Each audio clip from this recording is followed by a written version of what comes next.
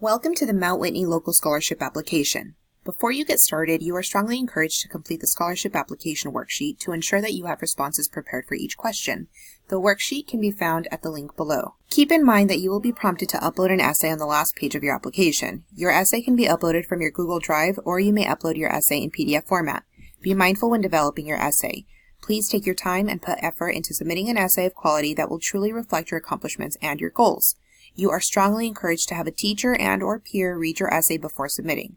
For more tips, go to the following site. When you select the link for the scholarship application, this will be the first page you see. It'll review tips, your essay prompt, the format for your essay, and a reminder regarding the Remind groups for scholarship information and scholarship deadlines. You're going to click Next. Your first page of the application will cover your basic student information, last name, first name, ID, phone, email. Make sure you're inputting an email that you will check on a regular basis, your street address, your city, your zip, and your post-secondary plans. Go ahead and select all that apply. If you know that you are only applying to the four-year universities and you're going to apply to all of these mentioned, go ahead and select them all. Something important to keep in mind is if your plans change throughout the year, go ahead and come back into your application and update your information. So if you know you're just wanting to apply to the UC, you can come back in and unselect your CSU and private school information. Do you plan on attending college full-time? Input your top school choices. Go ahead and input your major here. If this is something that changes at some point in the school year, make sure to come back into your application and change that. If you can't change it in the application, please follow up with Ms. Bravo in the counseling office. Last but not least on this page, your career goal. The next page of your application covers household information. Make sure that you are reviewing what you input with your parent or guardian to ensure that you are submitting correct information.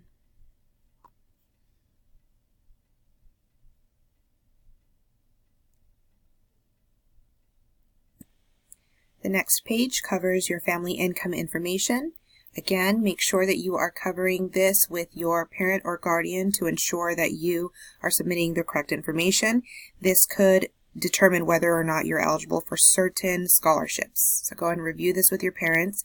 In this section below, go ahead and write a paragraph, a couple paragraphs regarding any financial situations that may have burdened your family over the last couple of years that may impact their ability to contribute towards your education. The next page covers miscellaneous information. Go ahead and input any teachers or staff that may serve as positive references. List the elementary schools that you attended and also include the grades in which you attended those schools. So if you went to multiple elementary schools, go ahead and input each grade that you were at that school site. Go ahead and input your race, ethnicity, and then specific details about your ethnicity here. The next section of your application will be the record of participation. This is a huge section that will require you to take your time and make sure, again, that you're being mindful of the information that you're placing into this section. For athletics, go ahead and write every year that you participated in your sport or sports. So, for instance, softball. And my freshman year, let's say I was on the freshman team. And let's say I was a captain for my freshman team. Make sure that you specify everything in this section. My sophomore year, I went up to JV. And maybe I wasn't a captain, but I was on the JV team, so I moved up, and so forth. Do this for every sport that you participated in. If I played volleyball here, I was on the JV team here. I'm going to go ahead and list that every year that I participated in that sport. The next section is the club section. This is an area where you are going to want to specify which clubs you participated in, and in parentheses next to the title of your club, indicate any leadership roles that you had in that club. And if you can, give us an estimate of how many hours you participated in that club for that specific year, go ahead and indicate that in your application. So for instance, if you just submit FFA, this can tell us that you completed 1 meeting of FFA your freshman year. This can tell us that you did 500 hours in FFA. We don't know based off of just the club title. So go ahead and specify in parentheses, like I said, your leadership position if you had one. If you didn't, you don't need to write that in. But also if you can estimate how many hours you participated in that club. So I'll say for 10 weeks, I participated in FFA 4 hours each week.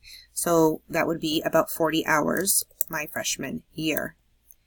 And then go ahead and input the same format for every year.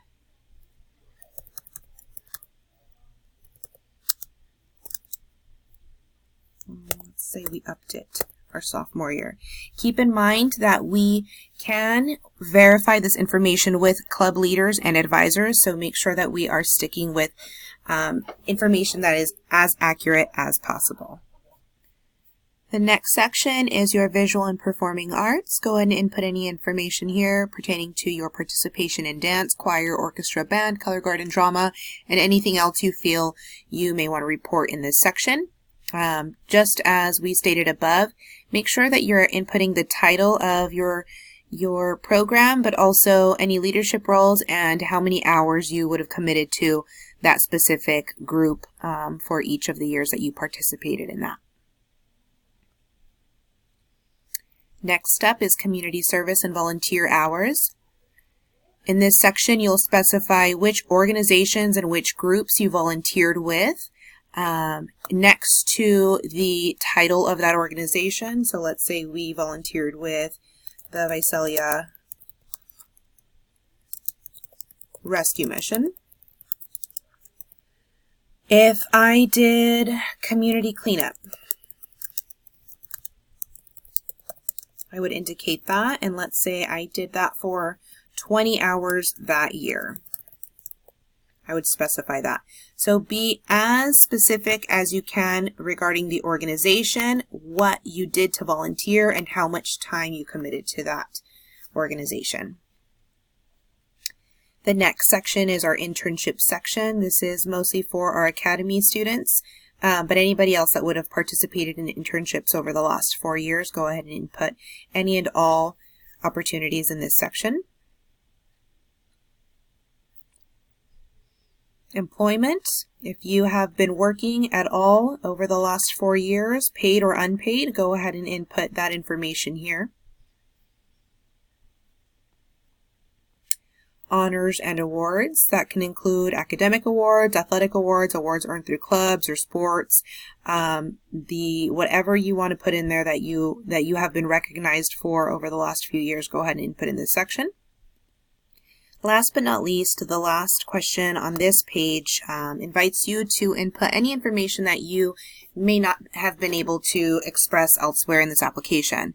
So the prompt reads, beyond what you have already shared in this application, please list anything else you would like the Mount Whitney Scholarship Committee to know about your extracurricular activities on and off campus. If for any reason you have been unable to participate in extracurricular activities, please feel free to explain here. Again, this is an opportunity for students to explain maybe why they haven't been able to participate in sports or clubs after school. Maybe you had commitments with your family, or you had a job that you had to go to, you had to babysit, whatever it might be. If you feel like it took away from your time to be more active in school or out of school, you can write that information in this section. Finally, the last page of the scholarship application is the page where you will upload your essay. The hope is that by the time you sit down to complete this application, you would have already completed your essay. And here it's just a matter of going ahead and adding your file and uploading from your drive. Once you've uploaded your essay, you can go ahead and hit submit. Once you've submitted, you'll receive this confirmation page that your responses have been recorded. You will receive a confirmation of your responses via email. Also, you can go ahead and go back and edit your responses if you feel like you need to change anything. On your confirmation email, there will also be a link for you to go back and edit. So again, for those of you that might have a specific idea in terms of what your major is at this time, but it changes within a couple of weeks or a few months, go ahead. As long as you can access the application, you can make corrections to it. Again, that's going to be really important to determine eligibility for specific scholarships. You may be eligible for more or less just depending on what your changes are, but we need to make sure that you make those changes as soon as you decide on your major and career choice. If you can't log into your application to make those changes, again, please feel free to connect with Ms. Bravo or Ms. Herrera in the counseling office.